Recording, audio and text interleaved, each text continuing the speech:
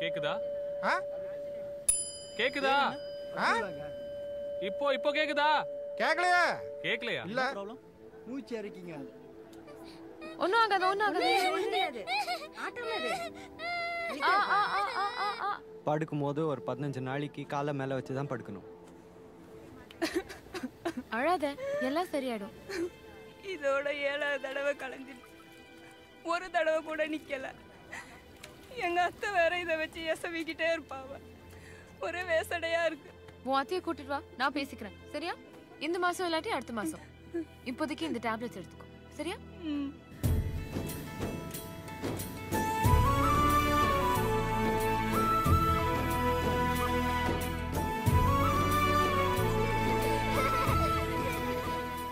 ஏட்டி விளையாட்டுன்னு சுத்தாம பிரியா மாதிரி ஒழுங்கா படிச்சிருந்தா டாக்டர் ஆயிருக்கலாம்ல. பிரியா, நீ ஒழுங்கா படிக்காம விளையாட்டுன்னு சுத்திருந்தா என் கூட ஃபேக்டரிக்கு வேலைக்கு வந்திருக்கலாம்ல. பிரியா, அவ வாயை பூட்ட ஏதாச்சும் ஊசி இருந்தா போட்டு விடு. போற இடத்துலயாவது வாயை மூடிக்கிட்டு சத்தம் கட்டாம கிடக்கட்டும். ஏமா மின்னலே, பெரிய டாக்டர் சொல்லிட்டாவுல, ஊசி எங்க போட போறிய? கையிலையா இடுப்புலையா? இடுப்புலையா? கல்பனா, இந்த வருஷம் மட்டும் 230 பேர் காது கேட்கலன்னு ட்ரீட்மெண்ட் எடுத்துட்டு இருக்காங்க. 70 பெண்களுக்கு அபார்ஷன் ஆயிருக்கு. ஹார்ட் அட்டாக்ல 12 பேர் சின்ன வயசுலயே இறந்துட்டாங்க. கவர்மெண்ட் ரெக்கார்ட்ஸை பார்த்தா எல்லாரும் காயல்பட்டினத்துல இருந்து தான் வந்திருக்காங்கன்னு சொல்றாங்க. அப்படி என்னதான் பிரச்சனை உங்க ஊர்ல? சாமி குத்தம்மா, ஊருக்கே கிரகம் சரியில்லை. விமோசனம் என்னைக்குன்னு விளங்கல. ஆமாமோ, போய் சேர வேண்டியதுதான். ஏய், நான் சீரியஸா பேசிட்டு இருக்கேன், நீ காமெடி பண்ணிட்டு இருக்க. ஆமாமா, சொன்னவ என் அத்தா வடிவேலு பாரு காமெடி பண்ணதுக்கு. இங்க இரு, நான் சொல்லுது கேளு. உன் மருந்து, மாத்திரை, ஊசி, அறிவு, ஆராய்ச்சி எல்லாத்தையும் மூட்டை கட்டி வச்சுட்டு போ. பாலை குடிக்கியா? Thank you aunty. பிரியா, பாதிக்கப்பட்டவங்க எல்லாம் ஒரு ஃபேக்டரியில ஒர்க் பண்ணவங்க. அதுவும் எஸ்வி ஸ்டீல் ஃபேக்டரியில ஒர்க் பண்ணிருக்காங்க.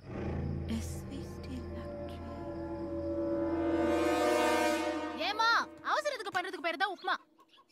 அதே அறவருக்கு கிண்டுத. ஒரு 5 நிமிஷம் லேட்டா போனா ஒண்ணு குடிமுடிக்கு போயிராது. ஆமா, நான் எஸ்வி ஸ்டீல் ஓனருக்கு தான் வாக்கப்பட்டிருக்கேன் பாரு. எப்ப போனாலும் வாமா மகராணின்னு கேட்ட திறந்து விடுவானுவோ. அவரு கல்யாணம் ஆயிட்டு வேணா வப்பாட்டியா வருவான்னு கேக்குது. உன் வாயில கொள்ளிய வைக்க. உனக்கு எப்படி இந்த மாதிரி படிச்ச பொண்ணு ஃப்ரெண்டா வந்தா? விடுத்த பை பிரியா. ஏய் கல்பனா, இரு. ஏய் கல்பனா, நான் உன் ஃபேக்டரியை பார்க்கணும். ஏமா ஏன் வேலைக்கே ஒல வைக்க?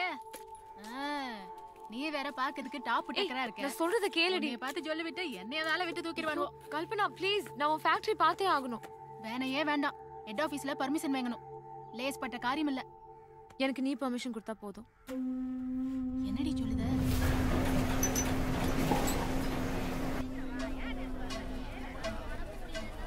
ஏண்டி பிரியா, மாட்டணும் இவனுவ மொட்டை அடிச்சு விட்டுருவானோ.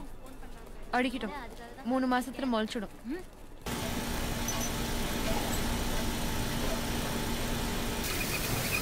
வணக்கண்ணே.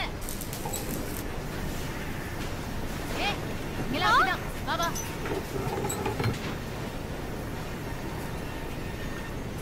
டாக்டர்மா, நீங்க எங்க இங்க? வாய் மூடி.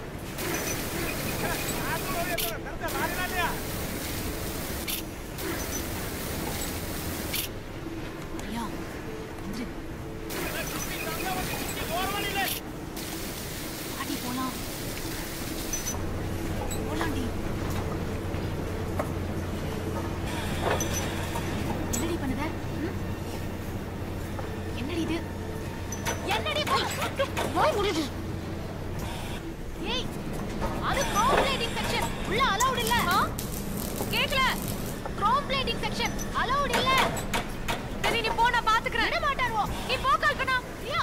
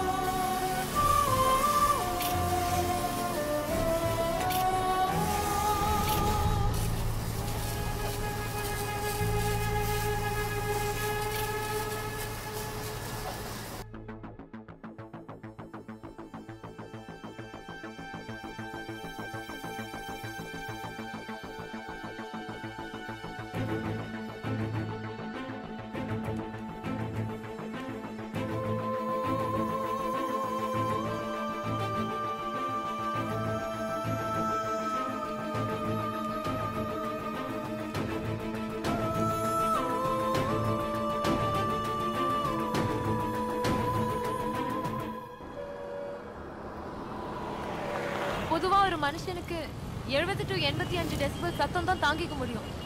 ஆனா அவங்க ஃபேக்டரியில 140 டெசிபல் சத்தம் ரெக்கார்ட் ஆயிருக்கு. அது இடிமின்னல் சத்தத்தை விட அதிகம்.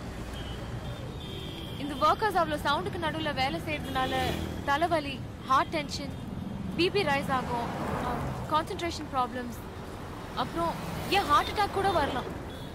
வாட்டர் பொல்யூஷன், ஏர் பொல்யூஷன் மாதிரி இந்த சவுண்ட் பொல்யூஷனும் கொஞ்சம் கொஞ்சமா உயிரை எடுத்துக்கிட்டு. பத்தியா, இதை பத்தி யாருக்கும் இங்க கவலை இல்லை. வளர்ந்த நாடுகள்ல மட்டும் இல்லை, சின்ன சின்ன நாடுகள்ல கூட சவுண்ட் பொல்யூஷன் மேல அக்கறை எடுத்துக்கிட்டு அவங்க மக்களை பாதுகாக்கிறாங்க. ஆனா நம்ம இன்னும் எல்கேஜி லெவலில் தான் இருக்கோம். இப்போதான் 8 மணிக்கு மேல பட்டாசு வெடிக்கக்கூடாது, 10 மணிக்கு மேல லவுட் ஸ்பீக்கர் வைக்கக்கூடாதுன்னு ஆரம்பிச்சிருக்கோம். இங்க சைலன்ஸ்ங்கிறதையும் சத்தம் போட்டு சொல்லி தான் பழகியிருக்கோம்.